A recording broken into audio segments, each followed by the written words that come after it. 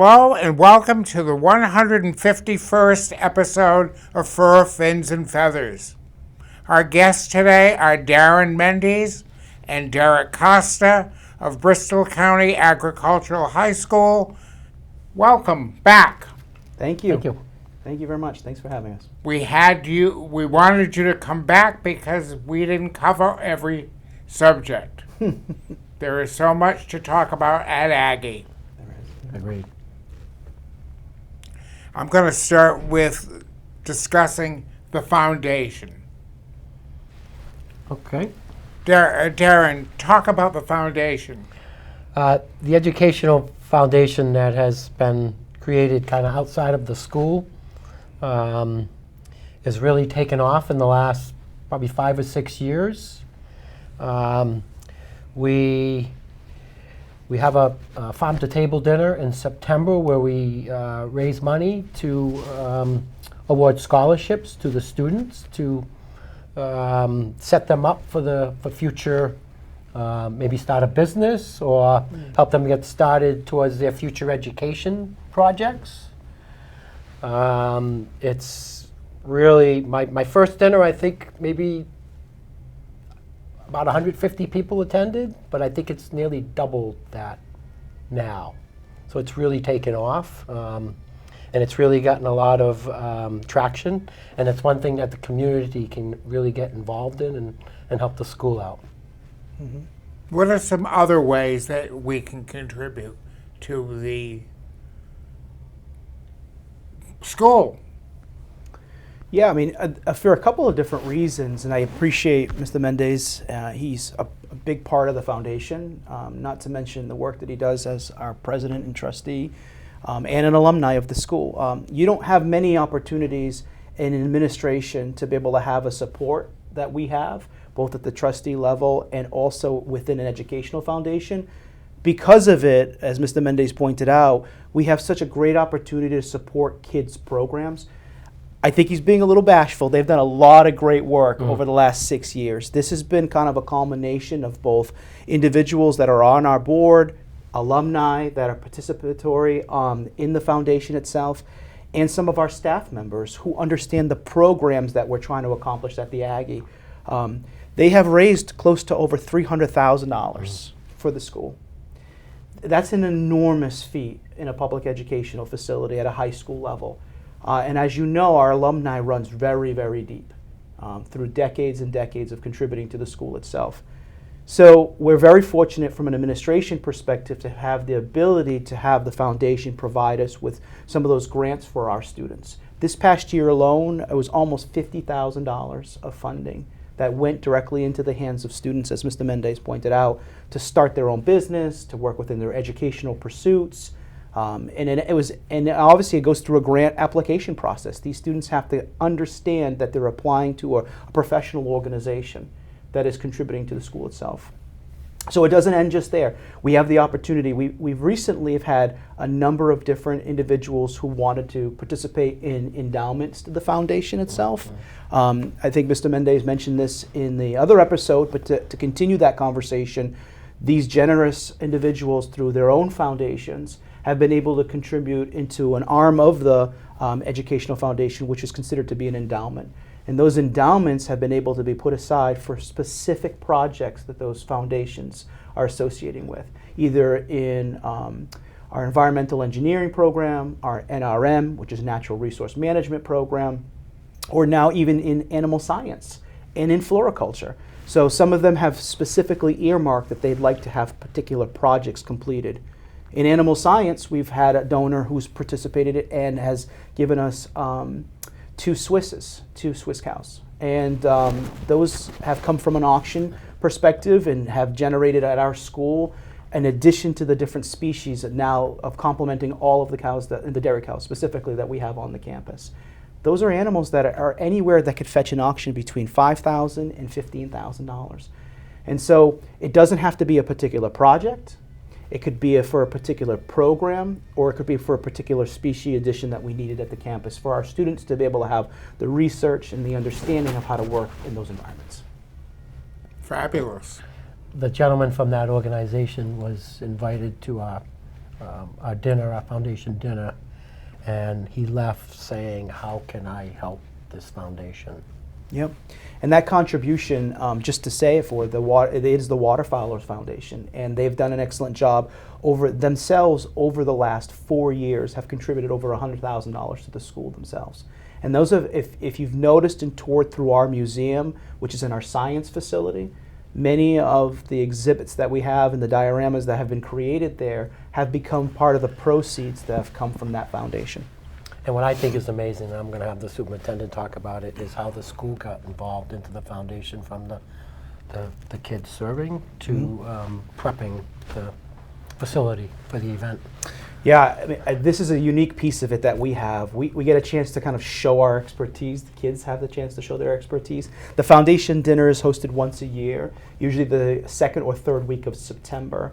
They transform what we laugh about as our Hoosier Gym, Indiana Hoosier Gym, into this beautiful event facility. So all of our students who participate in flooring, landscape, and design transform the gymnasium by setting it up as an event function. And they don't have many of those opportunities in spaces or large events on the campus.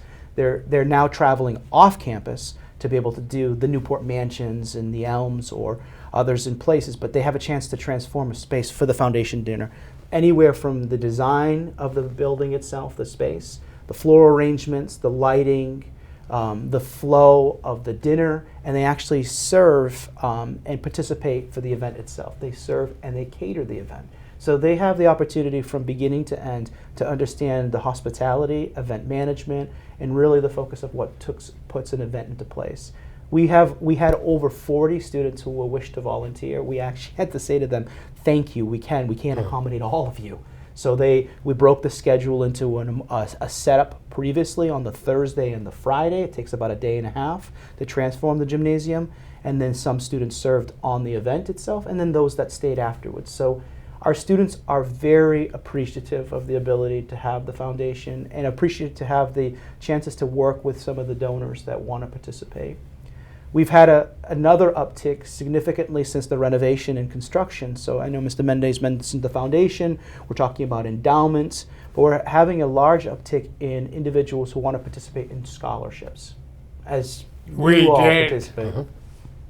And we can't thank you enough for that, because it makes such a difference in the educational experience for the students if they choose to go into the workforce or they go into post-secondary education.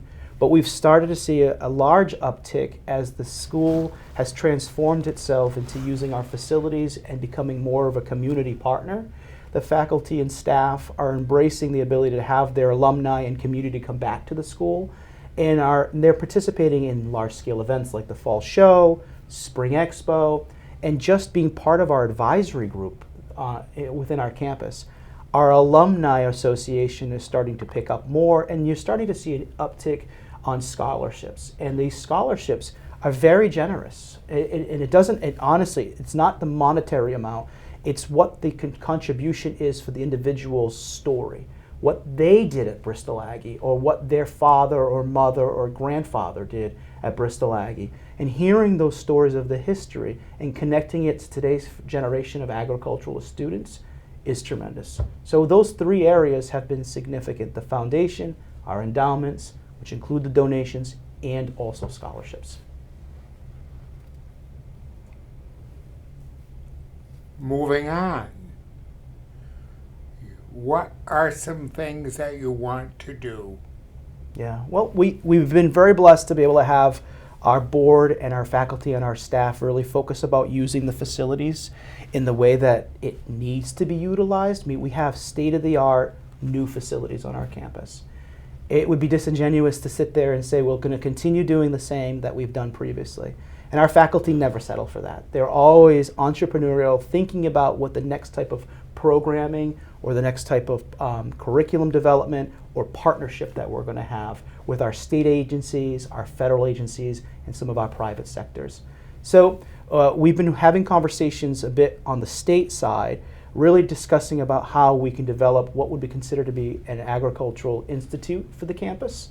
Our goal is to give back to the community. We've heard enough from our local, regional, and state participants in farming, agriculture, and in the industry about educational services to not just our young individuals in high school, but really moving on to adult education and after dark programs.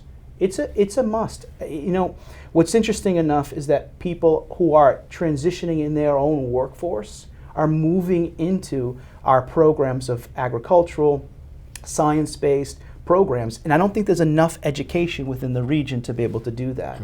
So we don't want to shut the lights off. That's the point of what we were trying to get accomplished. We run an excellent day program in place, and I think what we're looking to move ahead in some of our initiatives is to offer some after dark programs at our school. We have a great facility within Keith Hall, which is our former dormitory, food service, and meeting space.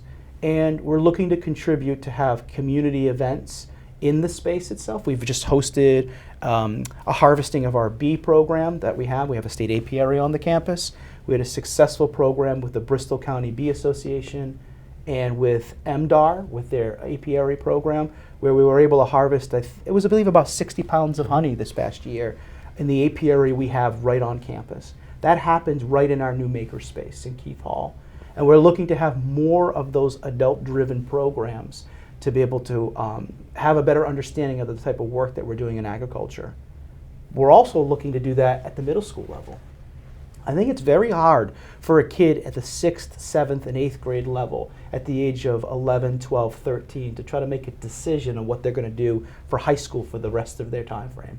We want to introduce them into programming that we'd like to do at our school, and by doing so, we want to maybe start to offer anywhere between 8 to 10-week classes where students after school could be able to join us either through a field trip experience or a specific program directly focused on our curriculum and the work that we're doing, but tiered towards the middle school level. It's an introduction to Bristol Aggie and our programs.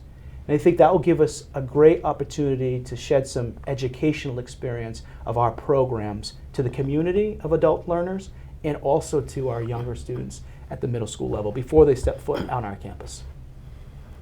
When the school was created, it was designed to educate future farmers as well as those that are already existing in the farming industry.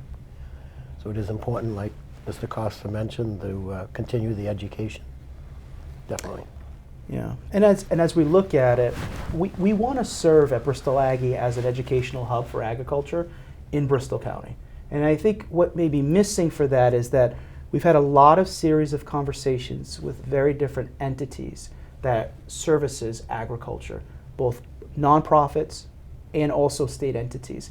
And there is a gap that we're looking to try to fill. And we feel, as a steward of that, we feel like a physical presence needs to happen on the campus itself. We have a wonderful campus and a great educational facility for our students, but I think we need to take it to the next step, and that step is really offering potentially extension services.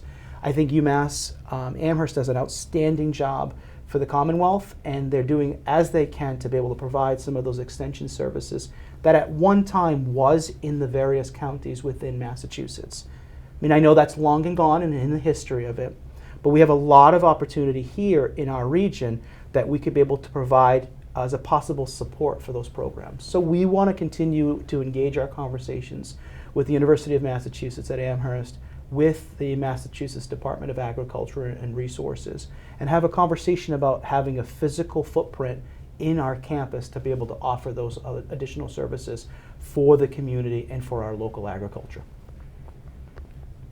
I'm blown away. There's a shocking statistic that 1% of the population feeds the world. So if you think about it, it's really not that many people. I know all our programs don't grow food, but it's important to really try to elevate that percentage because the average age of the farmer is probably in the upper 50s. So when those go, you're going to have less than 1% feeding the world.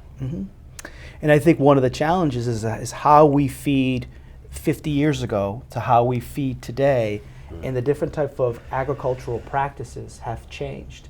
And I think we're in a position right now where we are in a continuum. We have the farming that has occurred historically, and it's quite challenging to make that shift because it's a financial commitment to farmers. Who's going to invest hundreds of thousands of dollars in automation and new equipment? And who wants to change their practices that are currently working right now? And the shift is happening when it comes to education. We're educating our students here at our campus with some of our traditional practices in agriculture, but they're being pushed to learn about automation. AI is a huge paradigm shift that's happening now in all of education, both in vocational schools and in comprehensive schools. So when we look at some of the practices that we're offering and we're preparing kids for either post-secondary education or into the workforce itself, they're calling upon this generation of students to learn how to do things with automation. And we're going to look at a generation of individuals in farming or in agriculture, of all agriculture attributes to it, that are going to create areas of efficiencies, create areas of automation. We spoke last time about our dairy barn. It's an automated facility. It's run from a robotic milker. And now we have done, through various grants on the campus, have now started to install AI-driven tools that give us a chance to have the health, the well-being, the density of the nutrition, the water that the animal has, and its feeding cycles and its movement. All of that's been managed now, or will be managed now, through an automation tool. And that's done through the computer systems that we have at the school. So students are learning the practices of agriculture, but they're also needing to understand how they're going to manage a herd of potentially 400, 500, or 1,000. The physicality changes to become automation. And I think that's the point that we're trying to get across. And you asked about what's coming new, that is the change of education that we're focusing on. So as a school, we want to contribute that and bring that knowledge to the communities. Bristol Aggie needs to be the cutting edge in the agricultural sector. We need to lead the way. You are leading the way. Yep. Well, that's very generous of you. And that's our hope. And it would be irresponsible for us to not have the facilities that we have and not utilize it to the full potential. And this is what our next stage is. So as we are building our next 5 to 10 year plans of the usage of it, we're listening very carefully to the region. And we're asking what is missing. And the hopes is that we're able to provide that in a physical locations. I would like to see our students be in the maker spaces, teaching our alumni and maybe faculty, teaching classes that allows our After Dark program to continue on. I'd love to have and see us have a marketplace that would allow individual farmers to be able to come and have a farmer's market here at the campus. So as people are... That would be unbelievably good. And they're asking for it. I mean, both with the HIP program and the SNAP program that has been challenging for it, I think if we're offering that opportunity, that would help this region. Remember, we're serving 20 cities and towns out of Bristol County Agricultural High School. We have 4 gateway communities: Taunton, New Bedford, Attleboro, and Fall River. And so we have rural, suburban, and urban communities in place. So we need to meet the needs of all of those communities. And if we could create a farmer's market, or create a space that creates that community engagement on the campus, I think it would provide what's a bit missing from a centralized universal focus of education.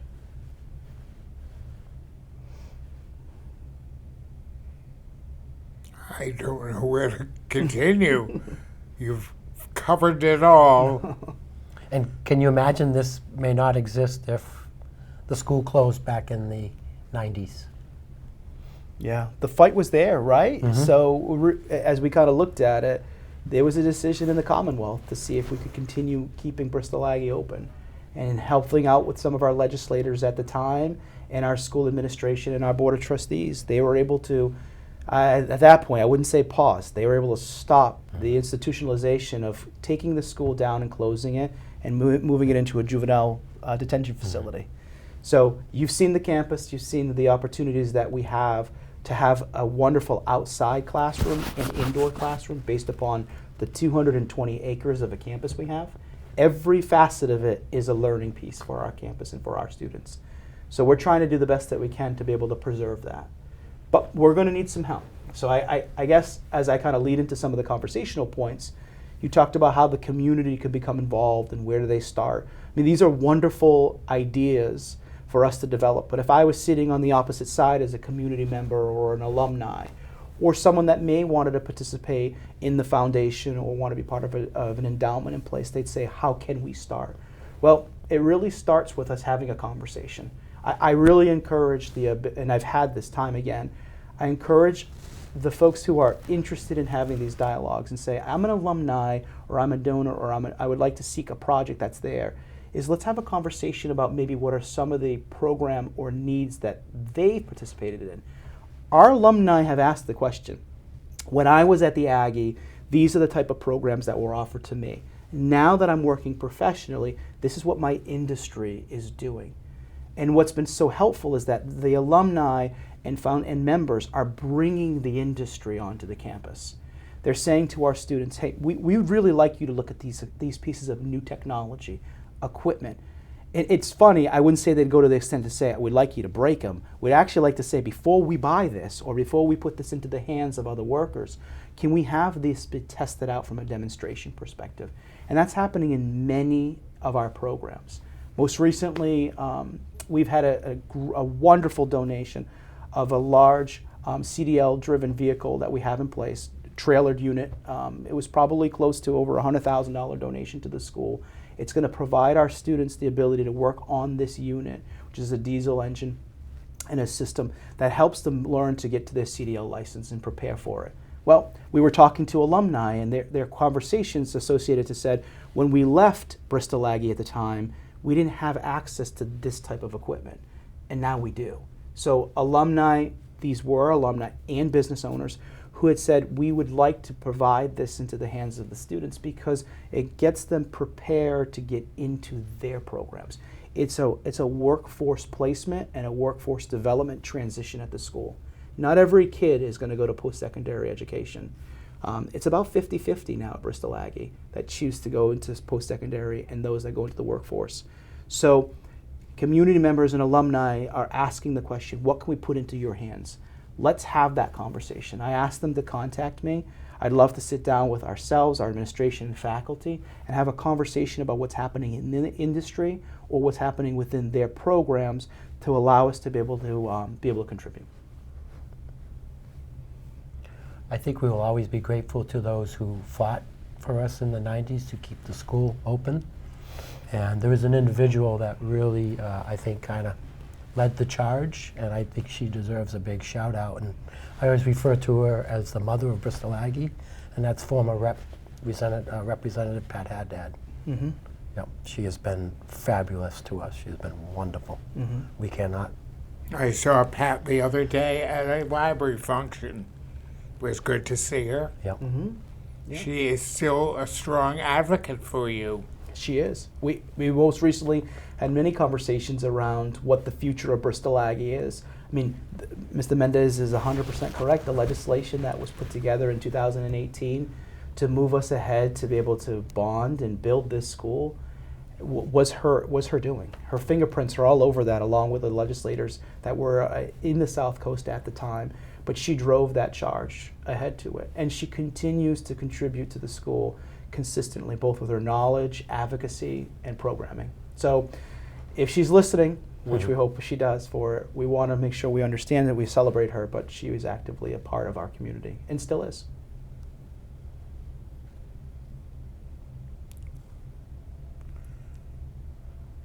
Speechless. My next question, I'm at a loss because you have given me so much information.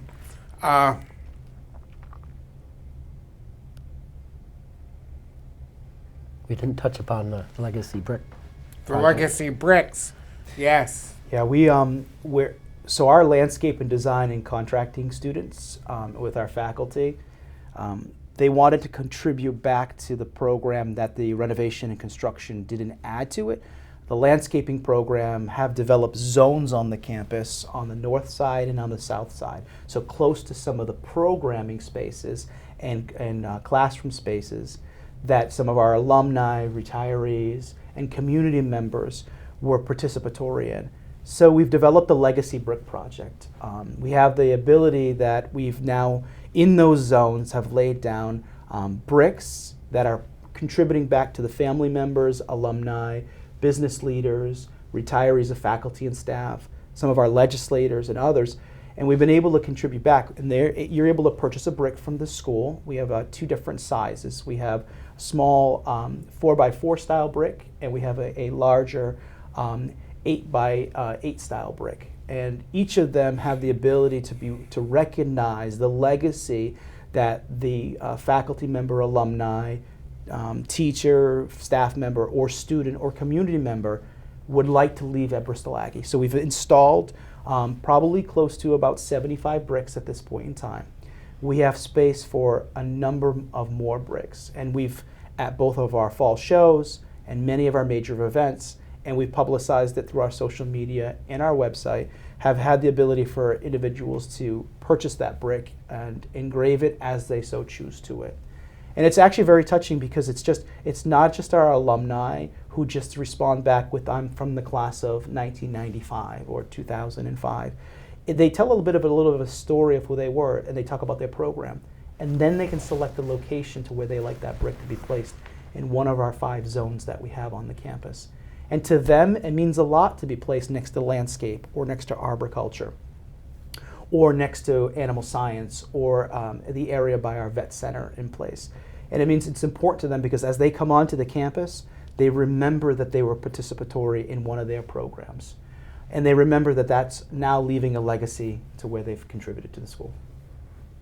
I know when the students come for the fall show, the feeling is unbelievable. The bond with your alumni is significant. You know, Brian, one of the things that I think has been so helpful the last couple of years is that our alumni have come back for fall show. I'll give an example within Flory this past year. They had 7 of their alumni come back. They do every year a judging competition with our students from freshman year to senior year. They judge the arrangements that the students put together. It's very similar to an exhibit at an expo as large as a state exhibit, and regionally at the Big E. But our alumni come back, and this year they wanted to not just be judges, they actually did alumni demonstrations. And they were judged themselves. And so they displayed the work that they do. And these are people who are in the industry, who are either owning their own businesses, having their own event management, flower shops, or are in the hospitality industry themselves, who have been able to come back and contribute. So what we're noticing is our alumni, post the pandemic and post the renovations of our schools, are finding a purpose at our school. And they're doing an excellent job because our faculty are embracing the ability for them to be able to come back to that contribute. Well, I am unfortunately being told that we are ending, but before we depart, I have a mug for you. This is an official Fur, Fins, and Feathers mug. Oh, wonderful. That's One wonderful. for you. Oh, that's you. wonderful. And one for Beautiful. you. Oh, wonderful. Enjoy them. Thank you very much. Thank you so much. We appreciate all that you do. Thank you. This has been a marvelous 2 sessions. Yeah, it's been a pleasure to be able to speak with you. Thank you. Thank you very much for Thank you. coming, both of you, Thank and you. I look forward to having a 3rd installment at some point. Excellent. Thank you. Thank you you. for supporting us at Bristol Aggie.